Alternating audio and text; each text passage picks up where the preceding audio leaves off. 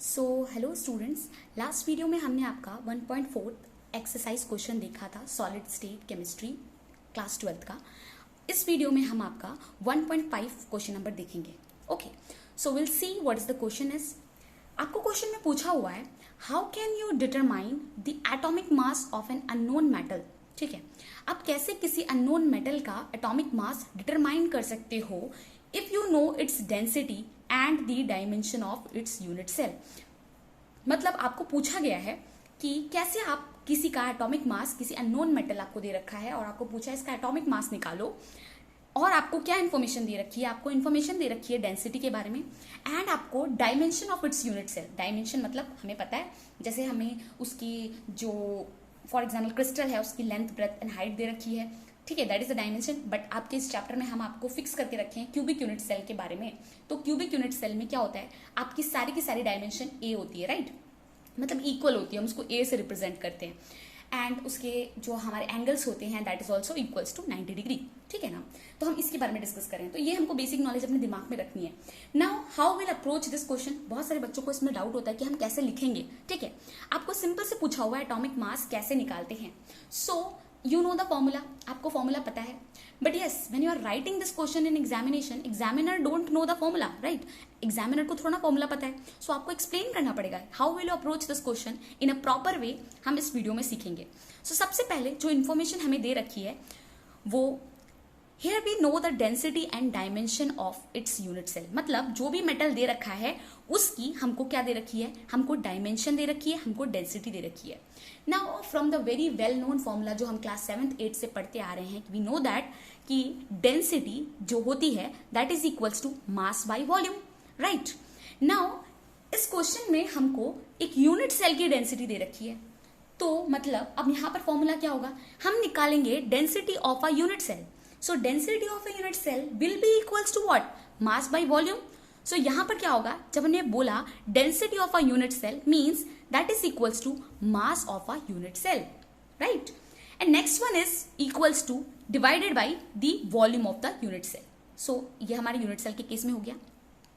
Now the next approach is that कि हम volume of unit cell कैसे find कर लेंगे। तो volume of unit cell find करने के लिए सबसे पहले हमें ये पता है, मान लो हम ले लेते हैं the edge length of a unit cell is ए।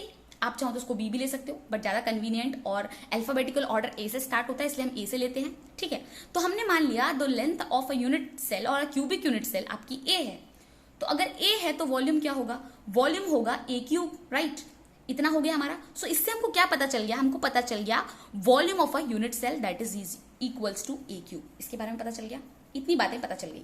हमें अब मास के बारे में थोड़ा चर्चा करना है। This we come to know, this we already know. अब हम मास के बारे में देखते हैं। So mass of a unit cell, ठीक है, mass of a unit cell basically आपका कैसे निकाल सकते हैं। अगर मैं बोलूं आपको किसी कंपाउंड का मास निकालना है तो आपको देखना पड़ेगा कि उसके अंदर पार्टिकल कितने हैं और एक एक पार्टिकल का मास कितना है, वही तो मास होगा यूनिट सेल का। तो वही लिखा है mass of a unit cell is basically nothing but number of atom in a unit cell. मतलब कितने एटम उस यूनिट सेल में प्रेजेंट हैं और उन एटम का, एक एक एटम का मास कितना है। So that is what how we can calculate the mass of an entire unit cell. Mass of an entire unit cell will be calculated by number of atom in a unit cell multiply mass of each atom. Now हम क्या करेंगे, जो हम number of atom in unit cell निकालते हैं उसको हम Z से डिनोट करेंगे। इस Z को हम आपकी सॉलिड स्टेट केमिस्ट्री में रैंक भी बोलते हैं। ठीक है, उसके बारे में हम किसी और वीडियो में डिस्कस करेंगे, बट आप ये याद रखो इसको Z से डिनोट करते हैं, जो हमने BCC, FCC, सिंपल क्यूबिक के लिए पढ़ रखा था। मतलब कितने एटम उस पर्टिकुलर यूनिट सेल के अंदर प्रेजेंट है, ठीक है, घुसे हुए हैं। Now the second part is mass of each atom. ठीक है, अब आपको बोला है मास ऑफ ईच एटम, इसको हमने मान लिया स्मॉल m से डिनोट कर दिया। सो ये हमने स्मॉल m से डिनोट किया आपका मास ऑफ ईच एटम, और number of atom in unit cell को हमने Z से डिनोट कर दिया। Now will move to this formula that is the mass of unit cell. तो हमने मास ऑफ यूनिट सेल का ऊपर फॉर्मूला लिख के रखा था, number of atom in a unit cell and multiply mass of each atom. So mass of unit cell इसको हमने डिनोट किया, नंबर ऑफ एटम्स को हमने डिनोट किया Z से, and mass of each atom को हमने स्मॉल m से। Now we have the formula density of a unit cell that is equals to mass of a unit cell and volume of a unit cell. हमको ये दोनों चीजें पता चल गई हैं। So mass of a unit cell क्या है, Z multiply m, and volume of a unit cell क्या है आपका है volume of unit cell A cube. इतना हो गया। इतना आने के बाद हमें क्या करना है, हमें इस पार्ट को Na से मल्टीप्लाई और डिवाइड करना है। अगर हम कोई भी चीज को एक ही नंबर से मल्टीप्लाई और डिवाइड कर दें तो क्या कोई डिफरेंस होगा? नहीं। मैंने बोला, मैंने आपको एक एप्पल दिया और आपसे एक एप्पल ले लिया, क्या आपके पास कोई चेंज हुआ? नहीं हुआ, राइट? सो वैसे ही हम इसको Na और Na को डिवाइड करेंगे तो इसको अगर हम काट भी देंगे तो क्या होगा? ये कटेगा 1 आ जाएगा। And anything multiply two 1 that will be anything, right? So that's what, हमने अपने मन से इसको Na और Na से मल्टीप्लाई और डिवाइड कर दिया। This Na is nothing but the Avogadro's number, और एवोगैड्रोस नंबर की वैल्यू आपको सबको पता होती है, दैट इज 6.022 इंटू 10⁻23। और अगर नहीं पता होती है तो पता होनी चाहिए, because that is very important. Now you are in 12th standard.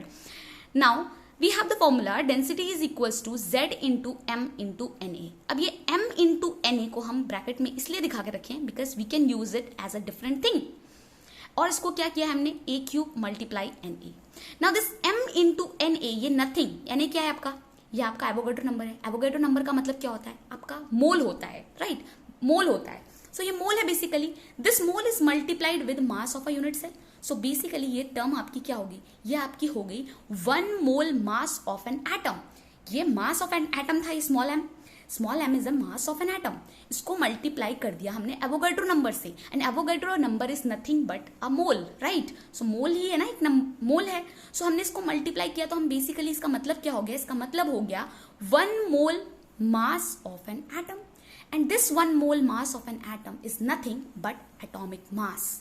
And आपको क्वेश्चन में यही पूछ के रखा था कि आपको एटॉमिक मास निकालना है। Now will modify this density is equals to Z into M into Na। so Z density is equals to Z multiply, इसको हमने कैपिटल M से डिनोट कर दिया, divided by A³ that is the volume and Na is the Avogadro's number। now we have to find this M, इसलिए मैंने इसको pink से लिखा हुआ है। हमको यही निकालना था, क्या निकालना था? Atomic mass of an unknown metal, right?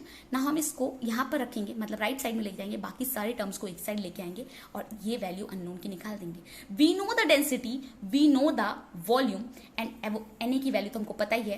और जब भी आपको कोई क्यूबिक सिस्टम दिया जाएगा तो आपको पता चल जाएगा कि वो कौन से लैटिस में क्रिस्टलाइज है। अगर वो FCC है तो Z की वैल्यू होती है 4, अगर वो BCC है तो Z की वैल्यू होती है 2, अगर वो सिंपल क्यूबिक है तो Z की वैल्यू होती है 1। नाउ यही लिखा हुआ है, from this formula we can determine the mass of an unknown metal. I think this is the best. हाँ, दैट्स, आई थिंक वो दिख नहीं रहा था। So see, so that is what it is written here कि आपका from this formula we can determine the mass of the unknown metal. And I think it's the best possible way of solving this question. आप इतना लिखोगे, आपको full and full marks मिलेगा। Thank you students.